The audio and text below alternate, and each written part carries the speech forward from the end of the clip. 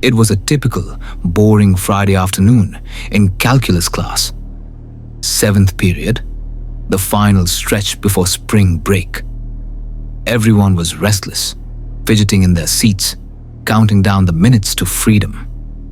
Luckily, our teacher was laid back.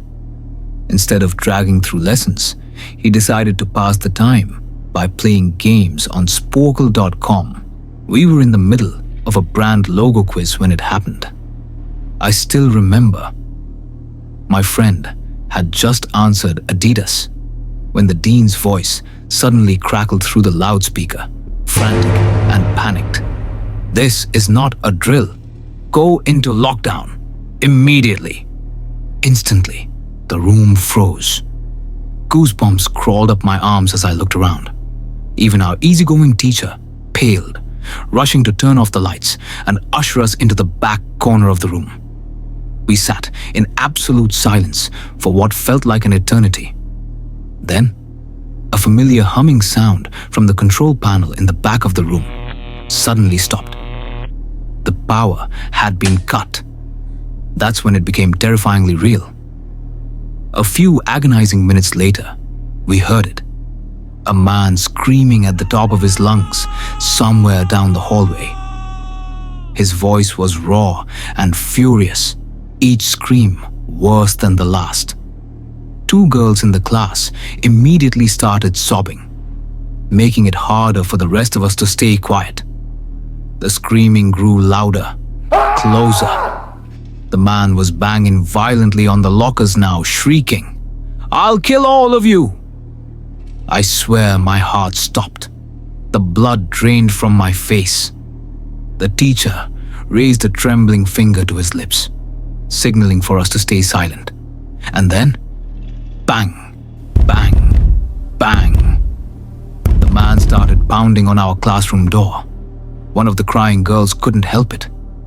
She screamed, "No!" loud enough to make us all jump. The door shook violently under his fists as he shouted, "Open up!" Two of the girls were sobbing uncontrollably now. We pressed ourselves tighter against the wall, wishing we could melt into it, disappear. It felt like an eternity, every second stretching out into forever. But eventually, the banging stopped.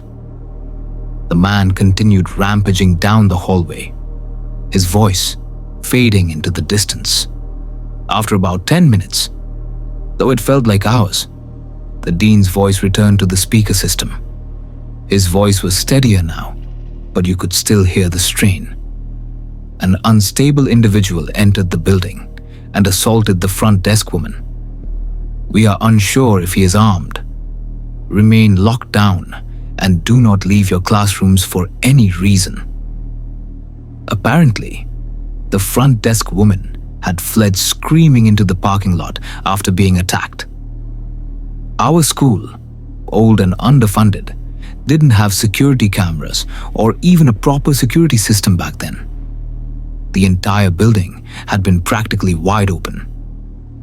Teachers were instructed to resume class, with the doors locked, but nobody could focus after that. The most disturbing part came later. That night, during the janitor's shift, they found the man hiding in a storage closet deep at the back of the school. Rumor had it, he had a .44 Magnum tucked into his coat pocket. Before the police could arrive, the man somehow slipped away into the night. To this day, none of us know if he was ever caught. I just hope wherever he is now, he's getting the help he so desperately needed, and that he never, ever finds his way back.